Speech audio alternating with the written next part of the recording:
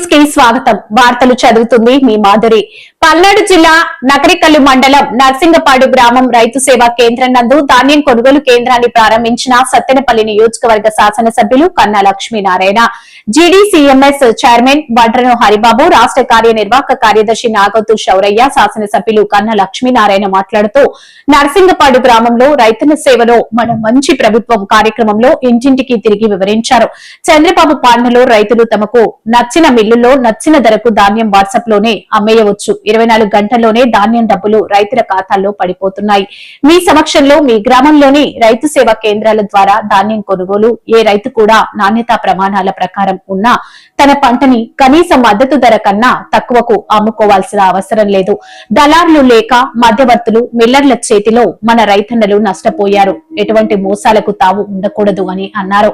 ఈ కార్యక్రమంలో వివిధ హోదాల్లో ఉన్న ప్రభుత్వ అధికారులు, రాష్ట్ర, జిల్లా, నియోజకవర్గ, మండల గ్రామ నాయకులు, కార్యకర్తలు పాల్గొన్నారు.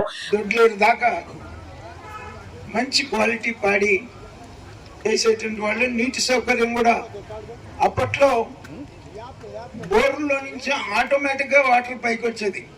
మోటార్ పని ఉండేది కాదు. మరి మీకు ఈ ఊరోళ్ళకు గుర్తుందో లేదో నాకు తెలియదు, కానీ ఆటోమేటిక్ గా బోర్లో నుంచి మోటార్ లేకుండా నీరు బయటకు వచ్చేది ఈ ఊర్లో. అటువంటి నీటి సౌకర్యం కలిగినటువంటి ప్రాంతం, వరి బాగా పండించేటువంటి ప్రాంతం, బాగా పండేటువంటి ప్రాంతం. అందుకని ఇక్కడే సెంటర్ సెలెక్ట్ చేసుకుని మొట్టమొదటిగా ఈ రోజున ప్రభుత్వం ద్వారా ధాన్యం కొనుగోలు కేంద్రాన్ని ఈరోజు ప్రారంభం చేసుకున్నాం. మనం 100 కేజీలు కామన్ వెరైటీ 2369 రూపాయలు. అదే 75 కేజీలు అయితే ఏ గ్రేడ్ 1792 రూపాయలు, బి గ్రేడ్ 1777 రూపాయలు. ధర కూడా మంచి ధర వస్తుంది. 24 గంటల్లో రైతుకి పేమెంట్ పడుతుంది. కాకపోతే మనం తీసుకోవాల్సినటువంటి జాగ్రత్తలు, మట్టి పిల్లలకు లేకుండా ఉంటాం, తేమ శాతం బాగుంటాం, తాలు గింజలు లేకుండా ఉంటాం. ఈ రకంగా తగిన జాగ్రత్తలు మనం పొలంలోనే తీసుకుని ధాన్యాన్ని సెంటర్కి తీసుకుని వస్తే ఖచ్చితంగా అందరు ధాన్యం కొంటారు. ఏ దళారులతో పని లేకుండా